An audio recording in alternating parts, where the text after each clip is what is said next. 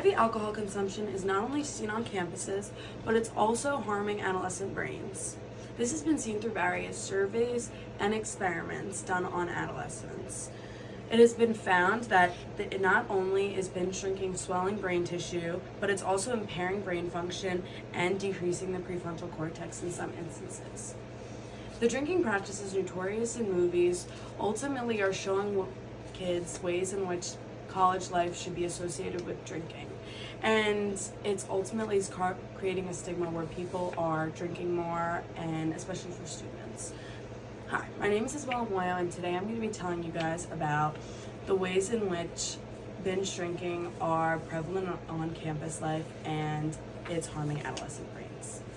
So first I'm going to be citing the book on the task force of the National Advisory Council on Alcohol Abuse and Alcoholism, which was published by the U.S. Department of Health and Human Services. And they actually found that the U.S. college president said that this was the biggest campus life issue. And drinking on colleges has been documented for over 50 years, so it's been a constant prevalent issue. And it's impacted the image of colleges. Also, the U.S. Surgeon General said that this was a major health concern. This is also seen through Ashley and Lyndon Carmichael, the associate research professors, survey that she did with young adults, where she found that they were the largest binge drinking group, and they found that this was most specific to college students. And she used a person-centered approach where she used latent classes of drinkers that she found through data from a national sample, and she compared the drinking frequencies of college students and people that weren't in college but at that age group, and she actually found that college students made up the two riskiest classes for binge drinking. So these were the two classes that were highest on alcohol consumption. So this is not only prevalent to nationwide, but it's also right on our campus, because JMU posted their own dissertation on this.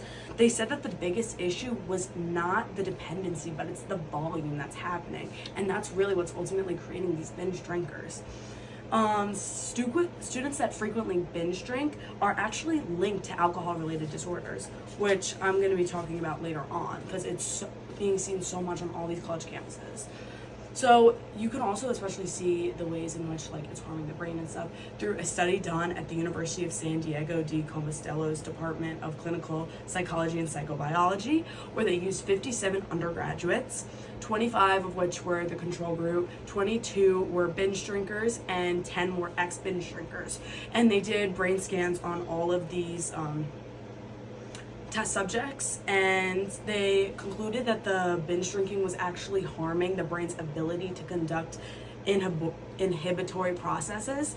And this means that ultimately it's not only harming their brain but the way that they function. But they actually also found that the people that were ex-binge drinkers, the process that was decaying in their brain, it was slowing down, and their brain was actually getting better once they stopped this heavy alcohol use.